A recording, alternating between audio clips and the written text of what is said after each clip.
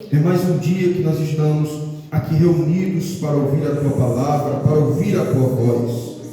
E como Teu filho, como Teu servo, meu Pai, debaixo da Tua autoridade, debaixo do governo do Teu Espírito e debaixo da autoridade da Tua palavra, Senhor, eu adentro agora, Senhor, as regiões celestiais. E em nome do Senhor Jesus, eu já repreendo toda a retaliação das trevas contra este ambiente.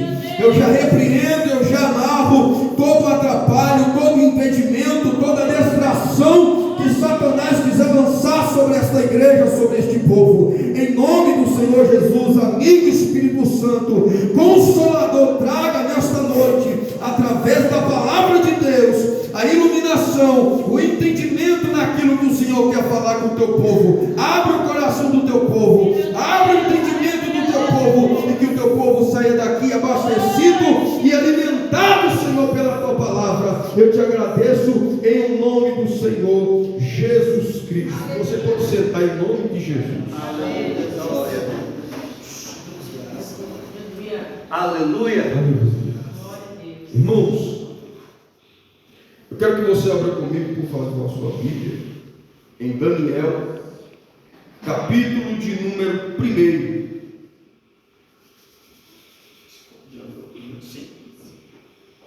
Glória a Deus. Glória a Deus. Daniel, capítulo de número 1. Aleluia.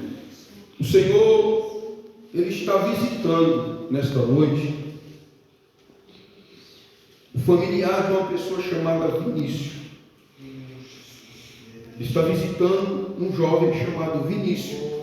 Ele está dando livramento essa noite, por amor à sua vida, à sua intercessão. Amém? Quantos acharam? Amém. Que diz assim a palavra do Senhor: no ano 3º do reinado de Joaquim, rei de Judá, veio Nabucodonosor da Babilônia a Jerusalém e a sitiou. E o Senhor entregou nas suas mãos a Joaquim, rei de Judá, e uma parte dos utensílios da casa de Deus. E ele levou para a terra de Siná, para a casa do seu Deus, e pôs os utensílios na casa do tesouro do seu Deus. E disse o rei a Aspenaz, chefe dos seus eunucos, que trouxesse algum dos filhos de Israel, da linhagem real dos nobres, jovem, em que não houvesse defeito algum, formoso de aparência, e instruído em toda sabedoria, sábio em ciência, e entendido no conhecimento, que tivesse habilidade para viver no palácio do rei, a fim de que fosse ensinado nas letras e nas línguas dos caldeus. Verso de número 8. E Daniel assentou no seu coração não se contaminar com a porção do manjar do rei, nem com o vinho que ele bebia, porquanto ao chefe dos eunucos lhe disse, e lhe concedesse que não se contaminasse. Ora, deu Deus a Daniel graça e misericórdia diante do chefe dos eunucos. E disse o chefe dos eunucos a Daniel: tenho medo do meu senhor rei, que determinou a vossa comida e a vossa bebida, porque veria ele os vossos rostos mais tristes do que os do jovem, que estão iguais. Assim arriscarias a minha cabeça para com o rei. Então disse Daniel ao dispenseiro, a quem o chefe dos eunucos havia constituído sobre Daniel, Ananias, Misael e Azarias: experimenta-me, peço-te aos teus servos 10 dias, fazendo-lhes que dê a comer legumes e a beber água. Então se veja diante de ti a nossa aparência e a aparência dos jovens que comem a porção do manjar do rei, conforme vires que te age os teus servos. E ele conveio nisso e o experimentou por 10 dias. E ao fim dos 10 dias apareceu os seus semblantes melhores, e estavam mais gordos do que todos os jovens que comiam da porção do manjar do rei. Desta sorte, o despenseiro tirou a porção do manjar deles, e o vinho que ele devia beber, ele dava legumes. Só até aqui, meus amados. Glória a Deus. Glória a Deus. Aleluia. Aleluia, Jesus. Exaltado seja. Meus amados irmãos, Israel, o povo escolhido do Senhor, Aleluia. vai viver um momento ou um período de grande rebelião contra o seu Deus. Israel, aquele povo a quem o Senhor havia exaltado, a quem o Senhor havia engrandecido, a quem o Senhor havia dado nome diante das nações, aquele povo a qual o Senhor havia escolhido entre tantas as nações para exaltar. Este povo agora, eles se encontram em rebelião contra o seu Deus. Eles agora estão adorando a deuses estranhos, estão inclinados aos caminhos das nações, estão fascinados pelos costumes pagãos daquela época.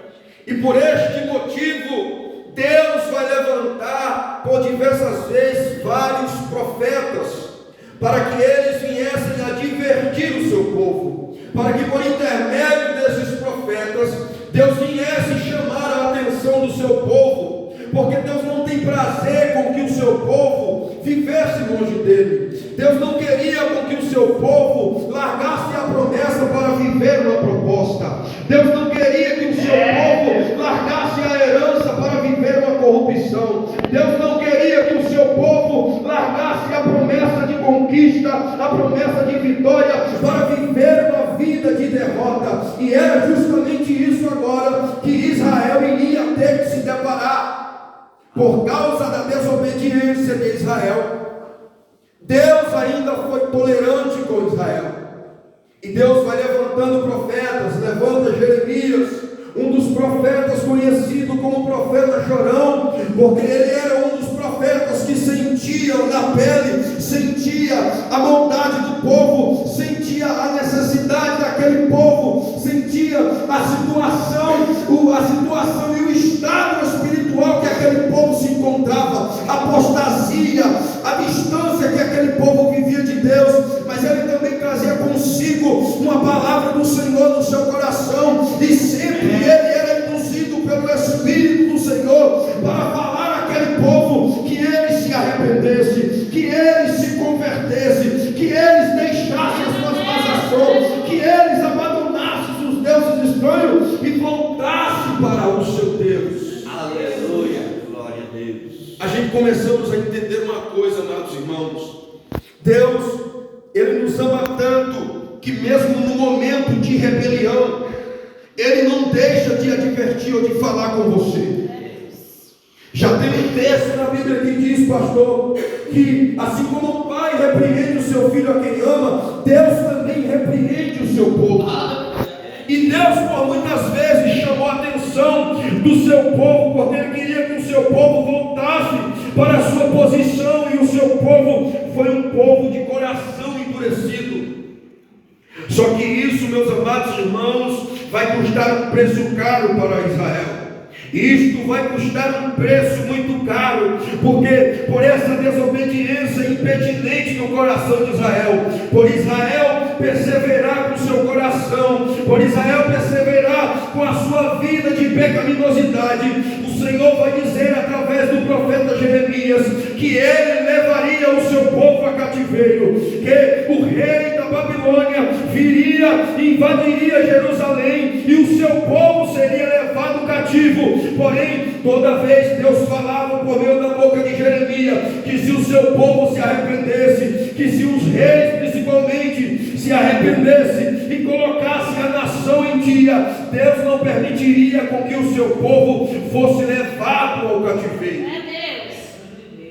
Porém, aleluia. sabe qual é a pior coisa que pode acontecer na vida da gente? Não é apenas a gente levar uma vida de pecaminosidade, não é apenas a gente viver uma vida errada, mas a pior coisa que tem é quando Deus ele está falando é quando Deus ele está divertindo, é quando Deus ele está propondo uma oportunidade, e mesmo assim a pessoa continua com seus ouvidos tapados, a pessoa continua com seu coração trancado. E era esse o estado do povo de Israel, um povo que estava com seu coração inclinado para os deuses das nações, um povo que estava com seu coração inclinado para as coisas que eram das outras nações, a qual Deus falou para o seu povo que eles não se contaminassem, que eles não se misturassem e que eles não viessem inclinar o seu coração. Mas por causa da rebelião do povo, Deus permite agora. Esse texto que nós lemos vai narrar um pouco dessa história. É dito que no terceiro ano de um dos reis, a saber o rei Joaquim, rei de Judá, ele, no seu terceiro ano do seu reinado, uma das coisas que a gente mais vê dentro da Escritura Sagrada, principalmente no período dos reis, a gente vamos ver que grande parte da miséria que o povo de Israel viveu, grande parte da corrupção, grande parte da apostasia que tocou a vida do povo de Israel, vinha principalmente do erro dos reis, do erro dos profetas, do erro da liderança daquela época, porque eles não queriam andar nos caminhos do Senhor e ainda induzia a nação a andar pelos caminhos errados. Mas agora a Bíblia diz que Deus ele vai permitir com que Nabucodonosor ele viesse atacar a Israel, e ele viesse a levar o povo de Israel cativo, porque a Bíblia diz assim, e veio Nabucodonosor, rei da Babilônia, e a sitiou, e o Senhor a entregou nas suas mãos. Veja bem, meus amados irmãos, esse texto nos ensina algumas lições muito importantes que tocam a nossa vida nos dias atuais. Porque existe algumas pessoas que elas estão vivendo em um estado de cativeiro espiritual.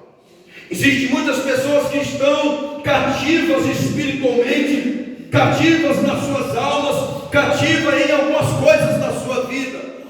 Mas entenda uma coisa, a Bíblia que diz que o que atraiu o cativeiro para a vida do povo de Israel foi a sua própria rebelião contra Deus, foi a sua própria rebeldia contra o Senhor. Observe uma coisa no texto, o texto diz assim, que o rei da Babilônia, ele circunviou, ele ficou em volta de Jerusalém, e Deus, quem entregou o povo de Israel na mão de Nabucodonosor, foi o próprio Deus.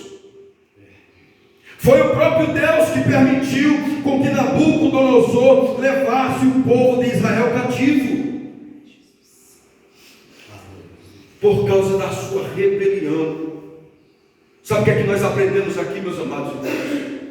Porque às vezes, queridos, há pessoas que pensam que eles podem viver como quer, que eles podem praticar o que quer, que eles podem viver da maneira que quer, mesmo estando na igreja, mesmo estando congregando em algum lugar, mas muitos não têm a sensibilidade de entender que o pecado, a Bíblia já diz lá em Romanos 6, verso de número 23, que o salário do pecado é a morte. E deixa eu dizer uma coisa para você, quando a gente perde o senso de consciência do peso do pecado, quando a gente perde o senso da consequência dos pecados que a gente venha se entregar, venha viver, a gente passa a entregar a nossa vida a viver em escravidão.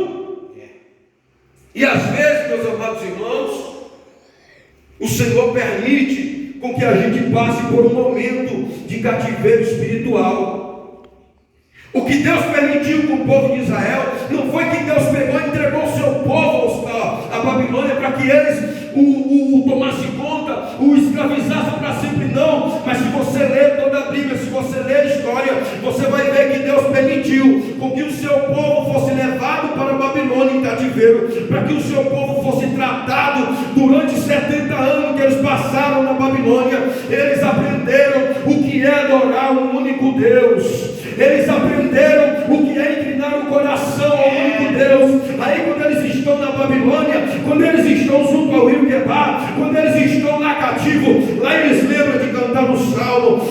lembram do Senhor, lá eles começam a orar, lá eles lembram que inclinaram o seu coração a Deus, lá eles lembram que só existe um Deus, lá eles lembram que o verdadeiro Deus é o Deus de Israel.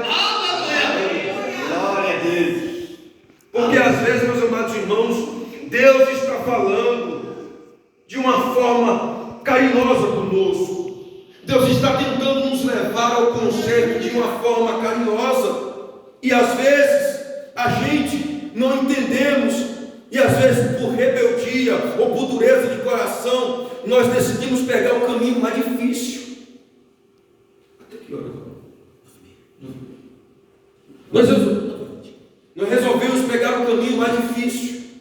Mas veja bem uma coisa, meus amados irmãos. Esse texto que a gente leu tem algumas coisas que eu acredito que não vai dar para finalizar aqui, por causa do tempo. Mas eu quero que você entenda uma coisa. Quando nós falamos de cativeiro espiritual, nós estamos falando de batalha espiritual. Nós estamos falando de libertação. Nós estamos falando de um assunto que é de extrema importância você entender, que é de extrema importância você atentar para isso.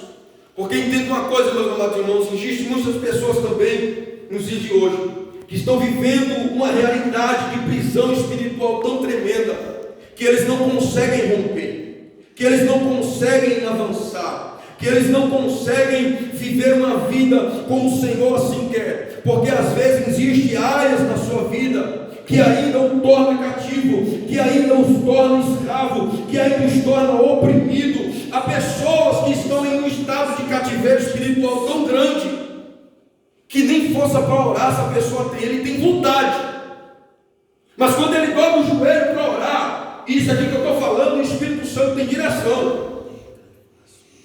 Tem pessoa que quando dobra o joelho, o seu estado espiritual, o seu cativeiro espiritual está tão grande, que quando você dobra o joelho para orar, você tenta, mas você não consegue nem achar palavra para falar com Deus. Você tem vontade, mas você não tem palavra para falar com Deus. Você se sente triste, você se sente envergonhado, você se sente oprimido. Você já parou para pensar que quando você dobra o joelho para orar, a primeira coisa que vem parece que dá uma fraqueza de você, parece que dá uma moleza, um abrimento de boca. Isso é uma situação espiritual que está oprimindo a sua vida. Mas eu não vim aqui hoje, essa noite, apenas pelo Espírito do Senhor, falar sobre este assunto, falar de cativeiro espiritual, mas eu vim aqui esta noite para que se cumpra também na minha vida e na sua vida o que Jesus veio fazer nessa terra, porque em Isaías capítulo 61 a Bíblia diz: eis que o Espírito do Senhor está sobre mim, e Ele me enviou para pregar boas novas aos mansos e a pregoar liberdade aos seus cativos. Essa noite cativos vão ser libertos nesse lugar. Meu Deus. Este assunto é um assunto importante de nós entendermos, mas nós precisamos entender também que o cativeiro espiritual, ele é algo que às vezes nós atraímos para a nossa vida. Nós precisamos tomar a consciência que Deus, Ele não é o causador do cativeiro. Não é Deus que quer que você entre em cativeiro, mas Deus, Ele permite com que nós entremos em cativeiro, porque o mundo espiritual, ele é legal. Quando eu falo legal, eu falo mundo espiritual, ele trabalha com legalidade. O mundo espiritual da parte de Deus, o reino de Deus, ele trabalha com cumprimento de princípios. Porém, o reino das trevas, ele trabalha com descumprimento de princípios. E é isso que faz, às vezes, uma pessoa a entrar em alguma prisão espiritual, a entrar em algum cativeiro espiritual. E para que essa pessoa ela seja livre, para que essa pessoa saia dessa região de cativeiro espiritual, é necessário primeiramente ele olhar para a sua vida e ele analisar e entender em si, fazer um exame da sua vida e perceber o que é que não está dando certo, perceber o que é que fez a pessoa entrar naquele estado de cativeiro espiritual. perceber o que atraiu essa prisão espiritual para a vida dele. Porque um cativeiro espiritual a gente não deve sem a gente permitir que ele aconteça. Isso é algo que às vezes, por algum comportamento, por algum pensamento, por alguma prática, por algo que a gente às vezes diz, tem aquela famosa frase de dizer assim: isso não tem nada a ver, isso daqui é religiosidade, isso daqui Deus não liga para isso. Mas às vezes são mínimas coisas que está deixando você cativo, que está deixando você oprimido e que está deixando o inimigo aprisionar a sua vida. Aleluia. É verdade. Jesus, Ele é aquele que veio para libertar os cativos e oprimidos. É da vontade dele que você seja livre. Aleluia. É da vontade dele que você seja uma pessoa livre, seja uma pessoa liberta, seja uma pessoa sarada, porque ele morreu pelos seus pecados. Ele morreu no seu lugar para nos dar vida com abundância.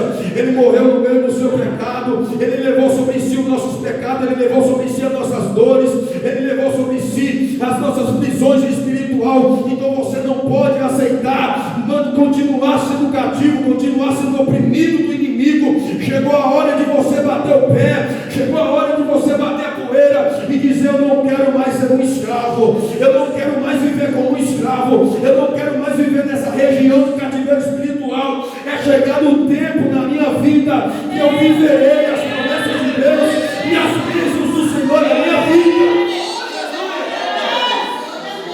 Oh, glória! Maravilha, Deus! Aleluia! O que mais o inimigo quer é que a gente seja cativo. A Babilônia, ela simboliza a grande realidade, opressão, a grande realidade de regimento das trevas, de opressão que rege a esse mundo. Quando Israel, eles foram levados para a Babilônia, eles se depararam com uma realidade de vida totalmente diferente daqueles que ele vivia em Israel. Quando Israel, eles foram levados para a Babilônia, eles perceberam, eles caíram em si, o que eles tinham quando eles estavam em Jerusalém. E oxalá que o Espírito Santo traga essa iluminação hoje no seu coração, que você comece agora a se recordar de quando verdadeiramente você estava em Jerusalém.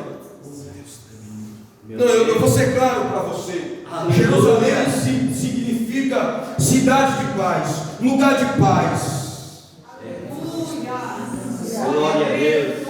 Quando você estava em Jerusalém, você sabia o que era paz.